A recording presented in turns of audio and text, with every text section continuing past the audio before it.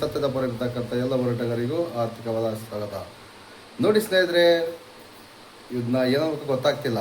Satellite ಮಾಧ್ಯಮಗಳು ಧರ್ಮಸ್ಥಳದ ದಣಿಗಳಿಗೆ ಅಕ್ರಮ ಭೂ ಕಬಳಿಕೆ ಮಾಡಿಕೊಂಡಿದ್ದೀಯಾ ಅಂತೇಳಿ ನೋಟಿಸ್ ಬಂದಿತ್ತು. ಅದನ್ನ ಈ ಶೆಟ್ಲಾಗಿರ್ತಕ್ಕಂಥ ಸ್ಯಾಟಲೈಟ್ ಮಾಧ್ಯಮಗಳು ಇಲ್ಲಿಯವರೆಗೂ ನಾನು ನೋಡ್ತಾ ಇದ್ದೀನಿ, ಒಂದ್ರಾಗಾದರೂ ಏನಾದರೂ ನೋಟಿಸ್ ಬಂದಿದೆಯಾ ಅಂತ ಹೇಳ್ತಾರೋ ಬಿಡ್ತಾರೋ ಅಂತ ನೋಡಿದ್ರೆ ಇದ್ದೀನಿ, ಹೇಳಂಗೆ ಇಲ್ಲ. ಅಲ್ಲ ರೀ, ಸೌಜನ್ಯ ಹೋರಾಟಗಾರ ಮಹೇಶ್ ಅಣ್ಣ, ಗಿರೀಶ್ ಅಣ್ಣ ಇವರಿಗೆ ಒಂದು ನೋಟಿಸ್ ಬಂದರೆ ಸಾಕು, ಅವರು ಅವಾಗ ಅರೆಸ್ಟ್ ಆಗ್ತಾರೆ, ಇವಾಗ ಅರೆಸ್ಟ್ ಆಗ್ತಾರೆ, ನೋಟಿಸ್ ಬಂದರೆ ತಗೊಳ್ತಾ ಇಲ್ಲ, ಹಂಗೆ ಹಿಂಗೆ ಅಂತೇಳಿ ಕುಂತಾ ಇದ್ದೀರಲ್ಲ. ನಿಮ್ಮ ದಣಿಗೆ ಧರ್ಮಸ್ಥಳದ ನಕಲಿ ದೇವ ಮಾನವನಿಗೆ ಭೂ ಕಬಳಿಕೆ ಮಾಡಿಕೊಂಡಿದ್ದೀಯಾ, ಅಕ್ರಮವಾಗಿ ನಿಲ್ಲಿಸಿದ್ದೀಯ ನೀನಂತೇಳಿ ನೋಟಿಸ್ ಬಂದಿರತಕ್ಕಂಥದ್ದು. ರಿಪ್ಲೈನೇ ಇಲ್ಲ. ಕೋಳಿ ಜ್ವರ, ಡೆಂಗಿ ಜ್ವರ, ಅದ್ಯಾವುದೋ ಬೇರೆ ಬೇರೆ ಜ್ವರಗಳೆಲ್ಲ ಬಂದು ಅಡ್ಮಿಂಟ್ ಆಗಿಬಿಡಿದ ಆಸ್ಪತ್ರೆಗೆ. ಮೇಲಕ್ಕೆ ಹೋದನೋ ಕೆಳಗೆ ಬಂದನೋ ನಮಗಂತೂ ಗೊತ್ತಿಲ್ಲ.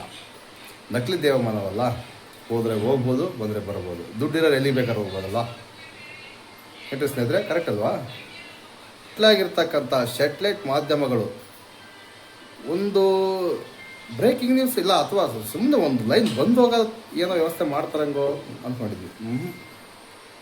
ನೋಡಿ, ಸೌಜನ್ಯ ಕೇಸು ಮರು ತನಿಖೆಗೆ ಅರ್ಜಿ ಹಾಕ್ಕೊಂಡಿರ್ತಕ್ಕಂಥದ್ದು ಕುಸುಮಾವತಿ ಅವರು. ಅವ್ರ ಬಗ್ಗೆ ಏನಾದರೂ ಮಾತಾಡ್ತಾರೆ, ಇಲ್ಲಾಂದರೆ ಸುಪ್ರೀಂ ಕೋರ್ಟಿಂದ ನೋಟಿಸ್, ಸುಪ್ರೀಂ ಕೋರ್ಟು ಸೌಜನ್ಯ ಕೇಸನ್ನು ಮೊದಲಿಗೆ ತಂದಿದೆ. ಅರ್ಜಿ ಸಮೇತ ಸೌಜನ್ಯಳ ಪರವಾಗಿರ್ತಕ್ಕಂಥ ಕುಸುಮಾವತಿ ಮತ್ತು ಅವರ ವಕೀಲರು ಅರ್ಜಿ ಸಲ್ಲಿಸಿದ್ರು. ಕೋರ್ಟ್ ಆಕ್ಸೆಪ್ಟ್ ಮಾಡ್ಕೊಂಡಿದೆ. ಅದ್ರ ಬಗ್ಗೆ ಏನಾದರೂ ಮಾತಾಡ್ತಾರ ಅಂದ್ಕೊಂಡಿದ್ವಿ. ಲೇ ವಸಂತ,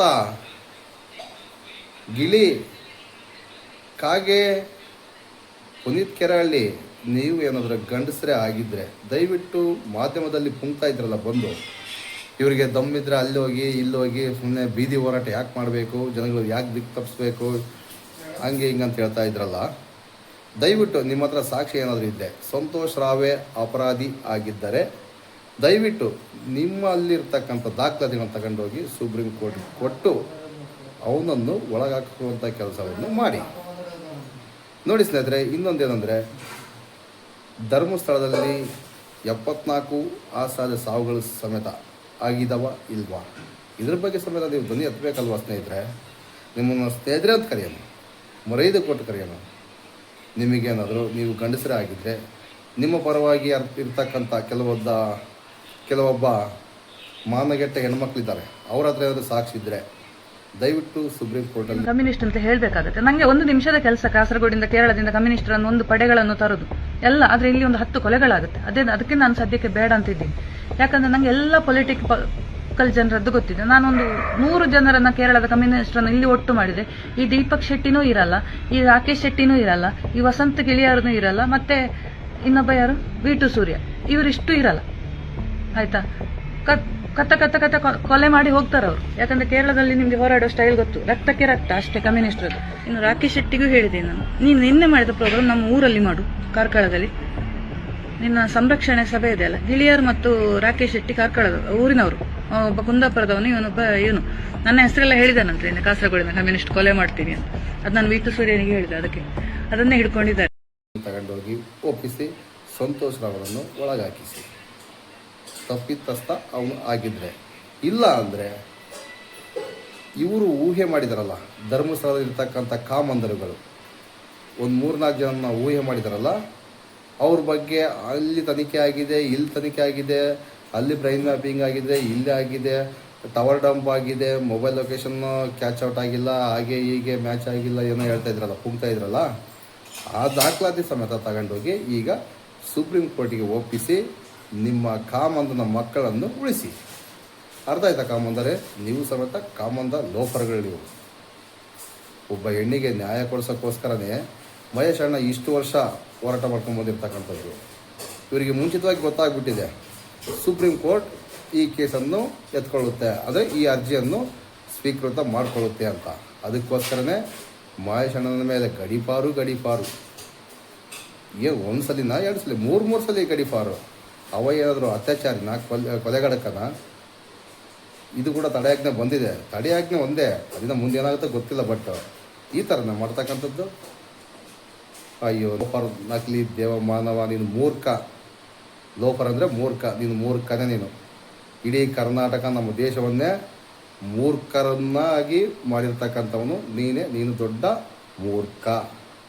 ನಿನಗೆ ದಮ್ಮು ತಾಕತ್ತಿದ್ರೆ ಹೋಗಿ ಕೋರ್ಟಲ್ಲಿ ಶರಣರಾಗಿ, ಇಲ್ಲಾಂದರೆ ನಿನ್ನಲ್ಲಿರ್ತಕ್ಕಂಥ ದಾಖಲಾತಿಗಳನ್ನು ಅಲ್ಲಿಗೆ ಸಬ್ಮಿಟ್ ಮಾಡಿ, ನಾನು ಯಾವುದೇ ರೀತಿಯಿಂದ ಭೂ ಕಬಳಿಕೆ ಮಾಡಿಲ್ಲ, ಅಕ್ರಮವಾಗಿ ಬಡ್ಡಿ ದಂಧೆ ದುಡ್ಡನ್ನು ತಿಂದಿಲ್ಲ ಅಂತೇಳಿ ಪ್ರೂವ್ ಮಾಡ್ಕೊಂಬ ಲೋಫರ್.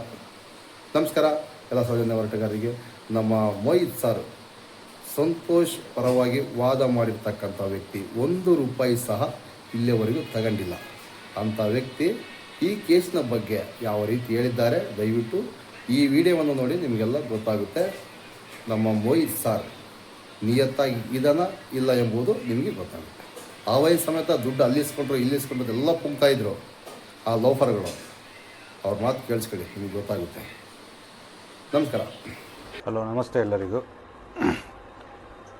ಇವತ್ತು Soujanya rape and murder case reinvestigation ಹಾಕಬೇಕು ಅಂತೇಳಿ ಸೌಜನ್ಯ ತಾಯಿ ಸುಪ್ರೀಂ ಕೋರ್ಟಿಗೆ ಫೈಲ್ ಮಾಡಿದ ಅರ್ಜಿ ನ್ಯಾಯಾಲಯದ ಬೆಂಚ್ ಮುಂದೆ ಬಂದಿದೆ. ಕೋರ್ಟ್ ಹಾಲ್ ನಂಬರ್ 12ರಲ್ಲಿ ಇವತ್ತು ಹಿಯರಿಂಗ್ ಆಯಿತು. ಈ ಹಿಯರಿಂಗ್ ಆದ ಸಂದರ್ಭದಲ್ಲಿ ಕೋರ್ಟ್ ಹಾಲ್ ನಂಬರ್ 12ರಲ್ಲಿ ಜಸ್ಟಿಸ್ ಸಂಜಯ್ ಕುಮಾರ್ ಮತ್ತು ಜಸ್ಟಿಸ್ ಕೆ ವಿನೋದ್ ಚಂದ್ರನ್ ಅವರ ಮುಂದೆ ನಡೆದಂಥ ಈ ವಾದ ವಿವಾದದಲ್ಲಿ ಕೋರ್ಟ್ ಇವತ್ತು CBIಗೆ ಮತ್ತು ರಾಜ್ಯ ಸರ್ಕಾರಕ್ಕೆ ನೋಟಿಸ್ ಮಾಡಿದೆ. ಅಂದರೆ ನೀವು 29ರಂದು ನೀವು ರಿಟರ್ನ್ ಏನಾದರೂ ಸ್ಟೇಟ್ಮೆಂಟ್ ಇದ್ದರೆ ಹಾಕಬೇಕು, ಇದಕ್ಕೆ ಉತ್ತರ ಕೊಡಬೇಕು ಅಂತ. ಈ ಕುಸುಮಾವತಿಯವರ ಪರವಾದ ವಕೀಲರು ಇವತ್ತು, ಅಂದರೆ ಇದರಲ್ಲಿ ಮೇಯ್ನಾಗಿ ಶೇಖರ್ ದೇವಸಿ ಅವರು ಮುತುವರ್ಜಿ ವಹಿಸಿಕೊಂಡು ಒಬ್ಬರು ಸೀನಿಯರ್ ಲಾಯರ್ ಈ ಕೇಸಲ್ಲಿ ಆರ್ಗ್ಯುಮೆಂಟ್ ಮಾಡಿದ್ದಾರೆ. ಇವತ್ತು ಸೀನಿಯರ್ ಲಾಯರ್ ಆರ್ಗ್ಯುಮೆಂಟ್ ಪ್ರಕಾರ ಇವತ್ತು ವೆಜಿನಲ್ ಸ್ವಾಬನ್ನು ಫಂಗಸ್ ಹಿಡಿದ ಮೇಲೆ ಕಲಿಸ್ಕೊಟ್ಟಿದ್ದಾರೆ ಅನ್ನುವಂಥ ಮೇಯ್ನ್ ಆರ್ಗ್ಯುಮೆಂಟ್ ಬಂತು. ಆಮೇಲೆ ಜಡ್ಜಿ ಕೂಡ ಇದರಲ್ಲಿ 3 ಪ್ರಪೋಸ್ಡ್ ಅಕ್ಯೂಸ್ಡ್ಗಳ ಹೆಸರು ನೀವು ಮೆನ್ಷನ್ ಮಾಡಿದ್ದೀರಲ್ಲ ಅಂತ ಹೇಳಿದರು. ಈ ಕೇಸು ಬಗ್ಗೆ ನ್ಯಾಯಾಲಯ ಕೂಡ ಭಾರಿ ಗಂಭೀರವಾಗಿ ಅಧ್ಯಯನ ಮಾಡಿ ಇವತ್ತಿನ ಈ ನಿರ್ಧಾರಕ್ಕೆ ಬಂದಿದೆ.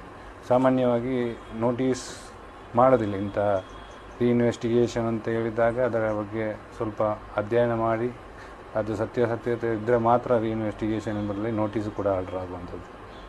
ನಮಗೊಂದು ಇವತ್ತಿನ ದಿನ ಒಂದು ಹೋರಾಟಕ್ಕೆ ಒಂದು ಲೆವೆಲಿಗೆ ನಮಗೆ ಜಯ ಸಿಕ್ಕಿದೆ ಅಂತ ಅನ್ಬೋದು.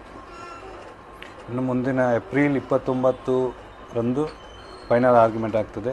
CBIನವರು ಏನು ಉತ್ತರ ಇದಕ್ಕೆ ಕೊಡ್ತಾರೆ, ಅಂದರೆ ಇನ್ವೆಸ್ಟಿಗೇಷನ್ ಲ್ಯಾಬ್ಸ್ ಏನಿದೆ, ಅಂದರೆ ಲೋವರ್ ಕೋರ್ಟು ಮಾಡಿರುವಂಥ ಅಬ್ಸರ್ವೇಷನ್, ಅಂದರೆ ಎಕ್ವಿಟಲ್ ಕಮಿಟಿ ಮಾಡಬೇಕು, ಗೋಲ್ಡನ್ ಅವರ್ಸಲ್ಲಿ ಏನು ಎವಿಡೆನ್ಸ್ ಡೆಸ್ಟ್ರಾಯ್ ಮಾಡಿದ್ದೀರಿ ಅಂತ ಲೋವರ್ ಕೋರ್ಟಲ್ಲಿ ಫೈಂಡಿಂಗ್ಸ್ ಏನಿದೆ, ಆ ಫೈಂಡಿಂಗ್ಸನ್ನೇ ಹೈಕೋರ್ಟ್ ಕೂಡ ಎತ್ತಿ ಹಿಡಿದಿದೆ.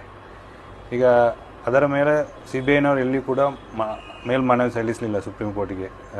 ಈ ಸೌಜನ್ಯ ಮರ್ಡರ್ ಕೇಸಲ್ಲಿ ಹೈಕೋರ್ಟಿಗೆ ಎಂಡ್ ಆಗಿದೆ, 2 ವರ್ಷ ಆಯಿತು. CBIನವರು ಯಾವುದೇ ಅಪೀಲ್ಗಳನ್ನು ಕೂಡ ಹಾಕಲಿಲ್ಲ. ಅಂದರೆ ಇದರಲ್ಲಿ CBIನವ್ರಿಗೆ ಸ್ಪಷ್ಟವಾಗಿದೆ, ಇದರಲ್ಲಿ ಅಧಿಕಾರಿಗಳು ತಪ್ಪು ಮಾಡಿದ್ದಾರೆ, ಇದರಲ್ಲಿ ಸಂತೋಷ್ ರಾವ್ ಅಲ್ಲ ಇನ್ಯಾರೋ ಬೇರೆಯವರು ಇದ್ದಾರೆ ಅನ್ನುವಂಥದ್ರ ಬಗ್ಗೆ ಸ್ಪಷ್ಟವಾಗಿರುವ ಕಾರಣಕ್ಕಾಗಿ CBIನವರು ಯಾವುದೇ ಅಪೀಲ್ಗಳನ್ನು ಕೂಡ ಮಾಡಲಿಲ್ಲ. ಮೋರೋವರು ಇದರ ಎಕ್ವಿಟಲ್ ಕಮಿಟಿ ಬಗ್ಗೆ ಇವತ್ತಿನವರೆಗೂ ಕೂಡ ರಾಜ್ಯ ಸರ್ಕಾರವಾಗಲಿ CBIನವರಾಗಲಿ ಯಾವುದೇ ಏನು ಕ್ರಮ ಕೈಗೊಂಡಿಲ್ಲ. ಹೈಕೋರ್ಟಲ್ಲಿ ರಿಟ್ ಪಿಟಿಷನಲ್ಲಿ ಹಾಕಿದ್ದೇವೆ. ಆ ರಿಟ್ ಪಿಟಿಷನಲ್ಲಿ ಕೂಡ ಯಾವುದೇ ರೀತಿಯ ನಾವು ಇದನ್ನು ಮಾಡ್ತೇವೆ, ಒಬ್ಬರು ರಾಜ್ಯ ಸರ್ಕಾರ ಮಾಡಬೇಕು ಅಂತಾರೆ, ಇನ್ನೊಬ್ಬರು CBIನವರು ಮಾಡಬೇಕು ಅಂತಾರೆ, ಯಾವುದೇ ತಾರ್ಕಿಕ ಅಂತ್ಯಕ್ಕೆ ಬರಲಿಲ್ಲ. ಈಗ ಸುಪ್ರೀಂ ಕೋರ್ಟ್ನಲ್ಲಿ ಇದೆ, 29ಕ್ಕೆ ಯಾವ ರೀತಿಯ ನಿರ್ಧಾರ ಬರ್ತದೆ ಅಂತ ನಾವು ಕಾಯಬೇಕು. ಪ್ರಾಥಮಿಕ ಹಂತದ ಜಯ 100% ನಮಗೆ ಬಂದಿದೆ, ಹೋರಾಟಗಾರರಿಗೆ ಬಂದಿದೆ. ಈ ಮಹೇಶಣ್ಣನ 14 ವರ್ಷದ ಹೋರಾಟಕ್ಕೆ ಒಂದು ತಾತ್ಕಾಲಿಕವಾದ ಜಯ ಸಿಕ್ಕಿದೆ ಅಂತ ನಾವು ಹೇಳ್ಬೋದು.